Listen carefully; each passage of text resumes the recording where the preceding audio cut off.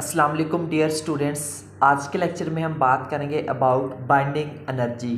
Students, nuclear binding energy भी हम बोलते हैं। तो किसी भी न्यूक्लियस की जो बाइंडिंग एनर्जी है, सबसे पहले तो हम उसका इंट्रोडक्शन देखेंगे, बाद में हम इसको एक्सप्लेन भी करेंगे कि बाइंडिंग एनर्जी क्या होती है। तो बहुत इंपॉर्टेंट टॉपिक है आज का, अच्छे से समझिएगा, ठीक है। तो बाइंडिंग एनर्जी का कंसेप्ट आपको होना बहुत ज़रूरी है, क्योंकि बाइंडिंग एनर्जी न्यूक्लियर फिजिक्स में बहुत ज़्यादा यूज़ की जाती है। स्टार्ट करते हैं हम यहाँ पे इसको इंट्रोडक्शन के साथ। Since we know that inside a nucleus, जैसा कि हम जानते हैं कि किसी भी न्यूक्लियस के इनसाइड या फिर उसके अंदर क्या होता है, the nucleus are held together by strong attracting forces. अब हम जानते हैं कि कोई भी न्यूक्लियस है, उसके अंदर होते क्या है, प्रोटॉन्स और न्यूट्रॉन्स होते हैं, जिनको हम कंबाइनली न्यूक्लियंस बोलते हैं, ठीक है। और वो जो आपस में एक दूसरे के साथ वो बहुत मजबूती के साथ जुड़े हुए होते हैं, ठीक है, strong by strong attractive forces. फिर क्या होता है, these forces which are called nuclear forces are the strongest forces in nature. तो उन न्यूक्लियॉन्स को या उन प्रोटॉन न्यूट्रॉन्स को, प्रोटॉन्स और न्यूट्रॉन्स को आपस में कौन सी फोर्स जोड़ के रखती है, न्यूक्लियर फोर्स जोड़ के रखती है, ठीक है। ये हम चीज़ ऑलरेडी डिस्कस कर चुके हैं, ठीक है। यही जो न्यूक्लियर फोर्स होती है, यही हमारे पास समझ ले कि नेचर में जो है वो हमारे पास स्ट्रॉन्गेस्ट फोर्सेज है। A defined amount of energy is required to separate nuclear apart. अब अगर हमने उस न्यूक्लियस को, अब वो तो बहुत न्यूक्लियर फोर्स जो कि दुनिया की सबसे मजबूत तरीन फोर्सेज है, न्यूक्लियर फोर्स है, अब उसके थ्रू जो हमारे पास जो न्यूक्लियॉन्स है या प्रोटॉन्स और न्यूट्रॉन्स है वो आपस में जुड़े हुए होते हैं। लेकिन अगर हमने उस न्यूक्लियस को अगर हमने तोड़ना हो, उसको ब्रेक करना हो, तो फिर हमें साफ ज़रा में ठीक ठाक हमें अमाउंट ऑफ एनर्जी रिक्वायर्ड होगी उस न्यूक्लियस को ब्रेक करने के लिए, ठीक है।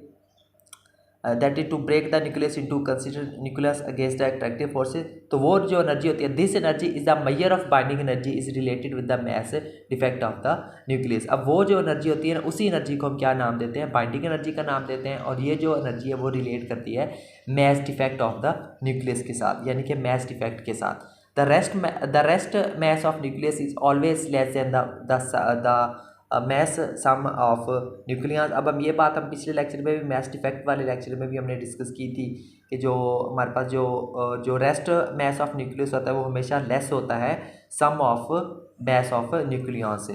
The difference of the sum of masses of nucleus and the rest mass of nucleus is called mass defect, ठीक है।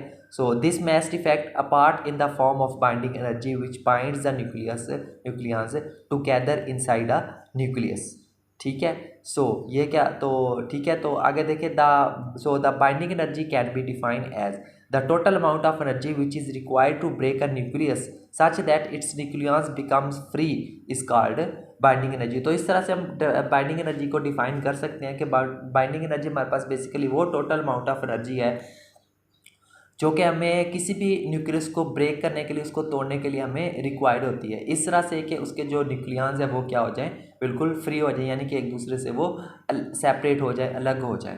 तो उस अमाउंट ऑफ एनर्जी को हम क्या कहते हैं, बाइंडिंग एनर्जी का नाम देते हैं। तो उम्मीद करता हूँ आपको बेसिक कंसेप्ट इसका क्लियर हुआ होगा। आगे हम इसका जो है वो एक्सप्रेशन देखते हैं, ठीक है। Expression for binding energy of nucleus.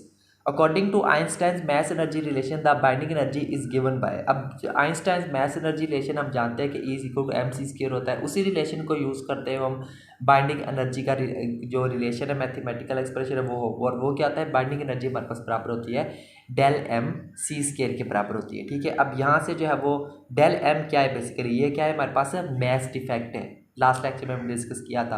तो डेल एम की जगह उसकी वैल्यू, ये हमारे पास क्या था, मैस डिफेक्ट का फार्मूला था, वो हमने पुट कर दिया, ठीक है। और यहाँ पे जो सी है ये क्या है, हमारे पास है वेलोसिटी ऑफ लाइट। तो ये हम जो वाला जो है वो हम फार्मूला, ये वाला फार्मूला भी हम यूज़ कर सकते हैं बाइंडिंग एनर्जी कैलकुलेट करने के लिए, और ये वाला भी फार्मूला भी यूज़ कर सकते हैं, ठीक है। ये इसकी मैथमेटिकल एक्सप्रेशन आ गया। उसके बाद है बाइंडिंग एनर्जी पर न्यूक्लियन।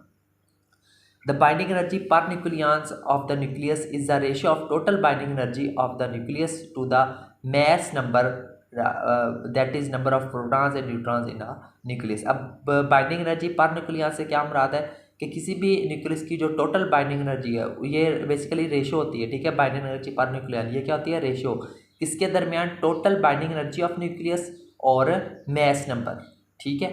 तो हमारे पास अगर इसका मैथमेटिकल एक्सप्रेशन देखें तो वो आ जाएगा हमारे पास बाइंडिंग एनर्जी पर nucleon is equal to binding energy over A, ठीक है। बाइंडिंग एनर्जी की जगह पे उसका फार्मूला पुट कर दिया, तो ये आ गया हमारे पास बाइंडिंग एनर्जी पर न्यूक्लियन का हमारे पास मैथमेटिकल एक्सप्रेशन, ठीक है स्टूडेंट। तो ये था हमारा बेसिक सा कंसेप्ट अबाउट बाइंडिंग एनर्जी। उम्मीद करता हूँ आपको अच्छे से क्लियर हुआ होगा इसका बेसिक इंट्रोडक्शन, मैथमेटिकल एक्सप्रेशन और साथ में बाइंडिंग एनर्जी पर न्यूक्लियन। स्टूडेंट्स, इससे जो नेक्स्ट लेक्चर होगा हमारा उसमें हम डिस्कस करेंगे बाइंडिंग एनर्जी कर्व को। बहुत ही इंपॉर्टेंट लेक्चर होगा वो, तो उसको मिस नहीं करिएगा, ठीक है। ये उससे पहले इन चीज़ों का पता होना ज़रूरी है, इसलिए हमने पहले बाइंडिंग एनर्जी पर एक इंट्रोडक्टरी लेक्चर रखा। अब हम नेक्स्ट लेक्चर में डिटेल में बात करेंगे अबाउट बाइंडिंग एनर्जी कर्व। सो मिलते हैं नेक्स्ट लेक्चर में, तब तक के लिए टेक केयर एंड अल्लाह हाफिज़।